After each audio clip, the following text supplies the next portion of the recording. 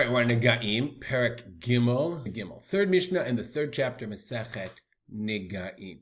The Mishnah says, Or HaBasar. So actually, the next few Mishnayot, I don't really know why Mishnayot are organized in the way they are. This would be like an incredible introduction to Masechet Negaim. This would be like my first Mishnah, because it basically tells us how Negaim work. So let's take a basic Nega.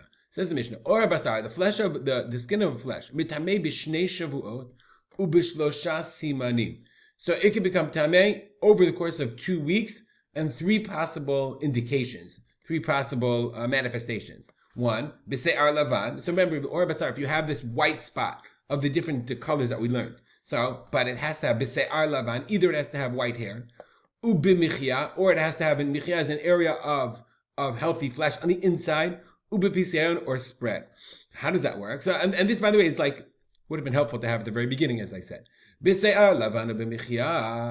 have white hair, or the michya, or the area of healthy flesh, batchila, either at the very beginning, so when a person first sees it, he sees like the spot on his clothing, not his clothing, a spot on his skin, anywhere on the body, okay, and it has either se'ar lavan, it has white hair, or this michya, or this area of healthy flesh. It has to be the size of a lentil. It has to be completely surrounded completely inside, surrounded by the Tzaraat. Batchila, either at the very beginning, or ubisov shavua rishon. Remember, if the Kohen looks at it and says, I don't know, but it's not. There isn't the right hair. You don't have the se'ar, so he puts him into hezger. At the end of the week, then he looks again and he says se'ar lavan. If you have se'ar lavan or michya at the end of the first week, that makes you tzaraat, ubisov shavua sheni, or even at the end of the second week, or even la'achar haptur. After the second week comes along, right, and the Kohen looks at you and nothing spread, and it's still the same tzaraat.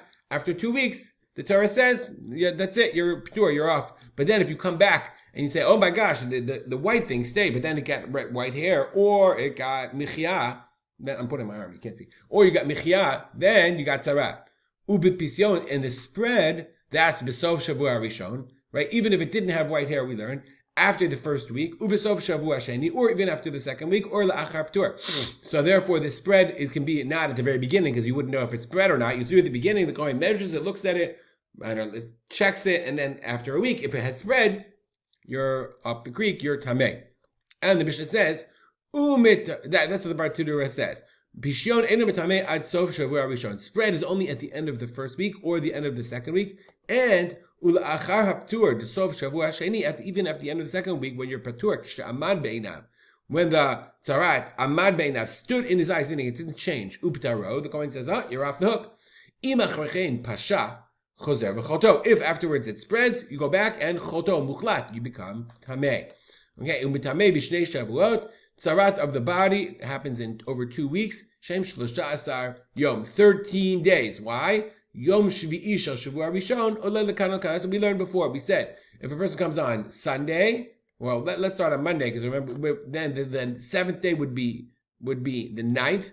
1, 2, 3, 4, 5, 6 on the 7th day. This goes both ways, and then you count 1, 2, 3, 4, 5, 6, 7, and that's 13 days from the 3rd to the 15th on this imaginary day. All right, we'll stop here. Dedicate our learning to the memory of my father, Rab Simcha ben Yitzchak Kalman. Make it a great day.